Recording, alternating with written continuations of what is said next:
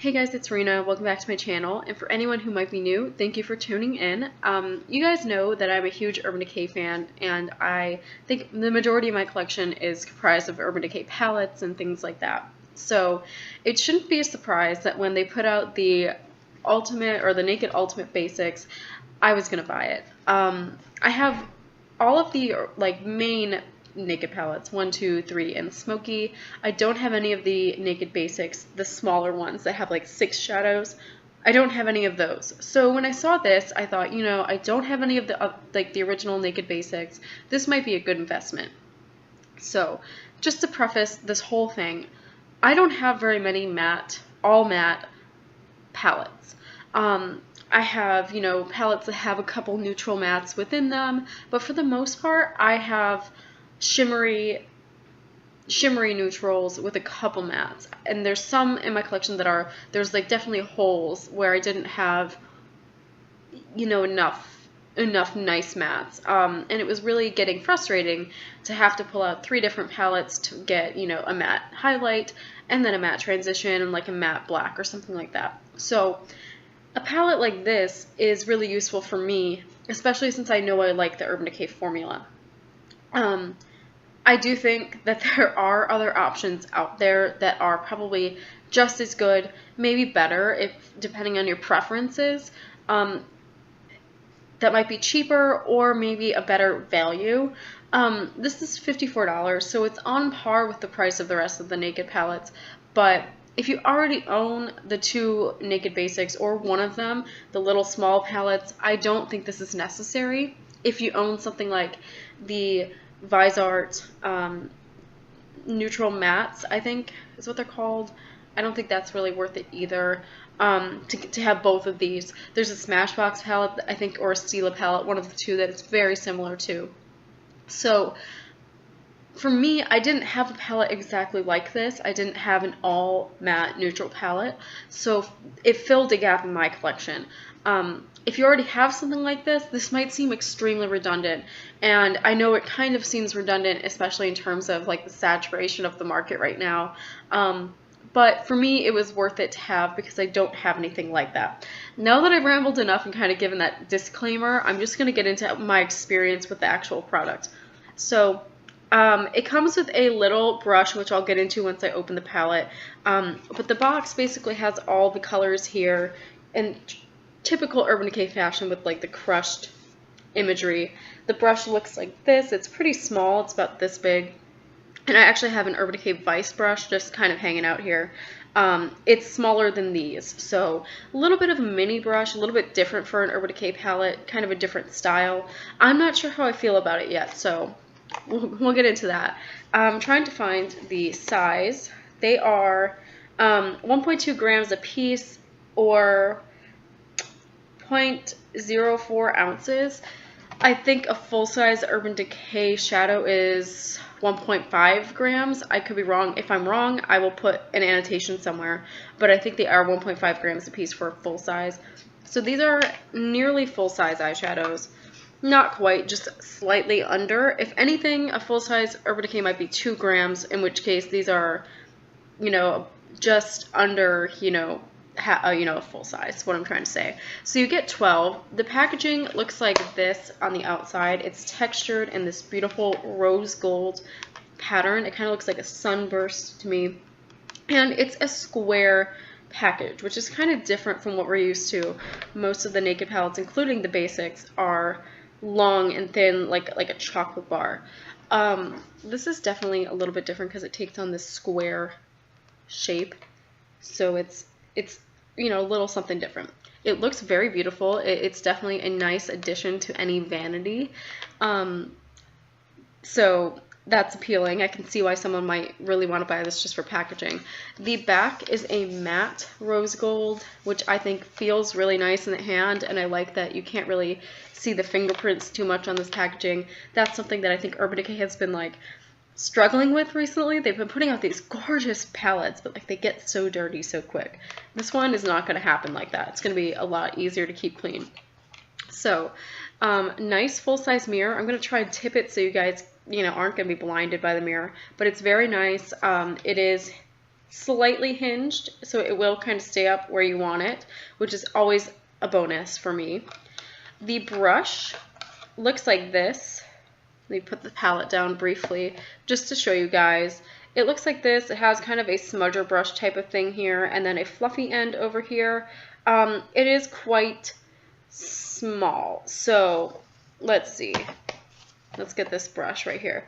This is the Vice brush, the ones that come with like most of the Vice palettes, and this is the one from the Naked palette, the Basics. So it's a good amount shorter. It's a little bit, you have to, I don't know, it's awkward to hold, I think. I don't know why, but it feels awkward for me. And I have smaller hands, so it should be okay, but it just feels awkward. This side with the small smudgy part works nicely for the under eyes, but I think it's very impractical for applying all over the lid. So if you're looking to do an all over the lid look, you're gonna have to pull in another brush. So I don't really know why this was included. I do like the fluffy end. These brushes always come in handy for me for blending, but I just don't understand why this is the other end, I guess. I don't know, guys. Well, you know, that's just my opinion. I've had a little bit of trouble with it. It's okay. It's not terrible, but it's okay. That said, I will be swatching with this brush because this is what I would actually use on my lid. So getting into the actual palette here, you can see that there's 12 eyeshadows, 6 on the top, 6 on the bottom. They're almost kind of grouped by, well, not really, but more of the warm tones are down here, more of the cool tones are up here. I really like the variety. You have a good variety of light to dark shades with different tones. It's not just, oh, here's a black, you know. They also include, you know, a gray. Or we want to include some deeper colors, but it's not just, I think it's called lockout. They also include extra bitter, you know, different tones, different options. I think it's really nice in that way. The shadows feel soft. They're not, quote, buttery like, you know, everybody says. They're nice. It's not that they're not smooth, but they're also not the softest. They are, I don't know, I'm not explaining this well. They're soft, but they're not going to, you're not going to have an indent when you touch them with your brush or your finger. Some of them do kick up more powder than others. Extra bitter definitely does. I'm trying to think of the other one when I used it. I think it was Faith right here, kind of does as well. But overall, the shadows are pretty decent quality. I do think that some of them aren't as pigmented as I would want, but I guess this is a neutral staple type of palette, so I guess that makes sense.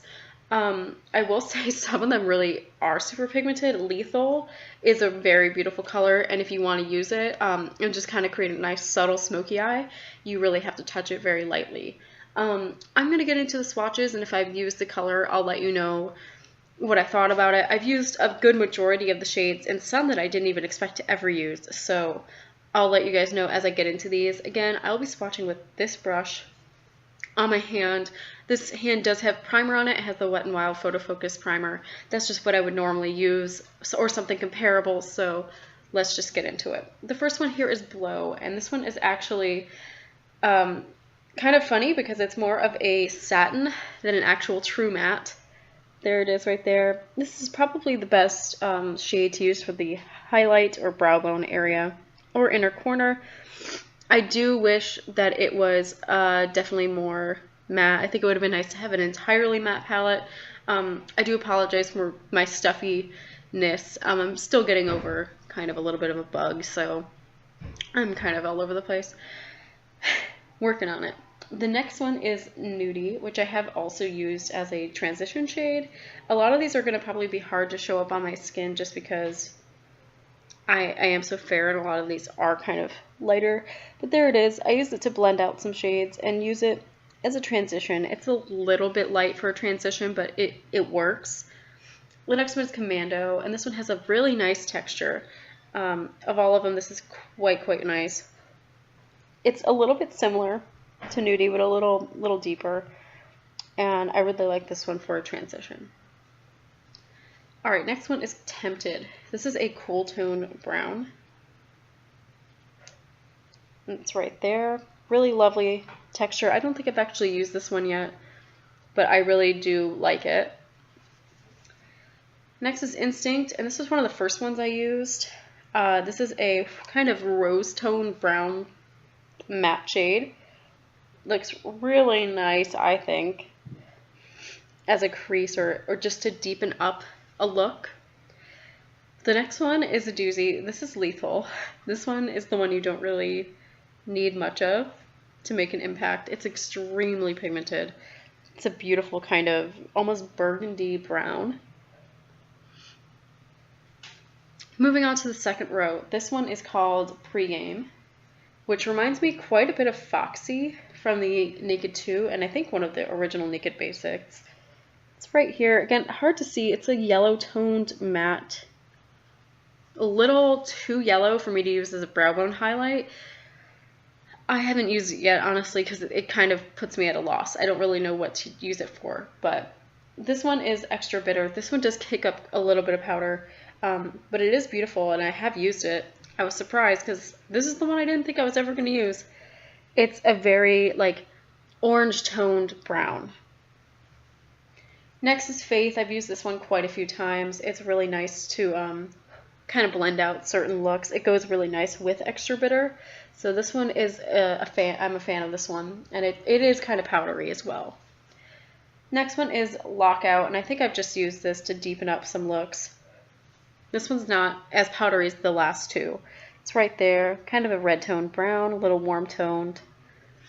Now we're getting into the two darkest shades in the palette. This one is Magnet, and it is a really pretty kind of matte gray. I wish it was a little less patchy, a little more thorough.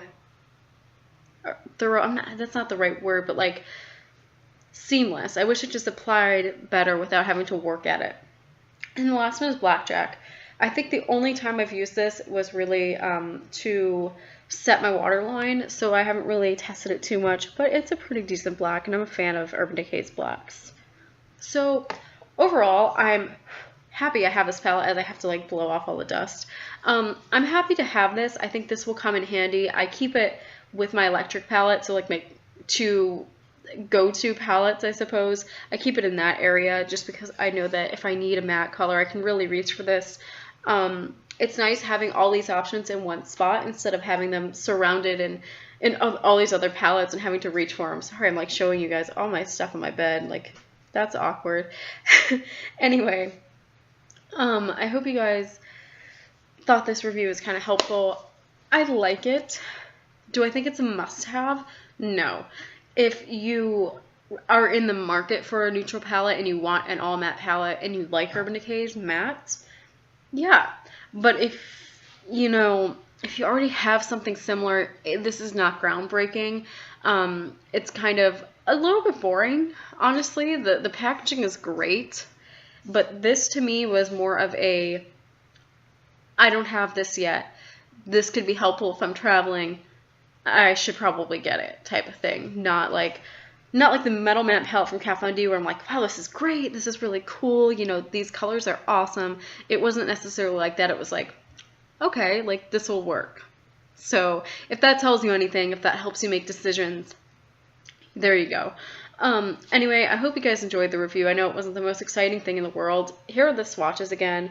This is just what they look like on my skin. This is the top row of the palette. This is the bottom row. Definitely more cool toned over here, more warm toned on this side. The colors work well together, and they do blend nicely for the most part, with the exception of one or two colors in the palette kind of giving me some trouble. There's not much fallout, but when you do put your brush into the pans, there can be powder kick-up.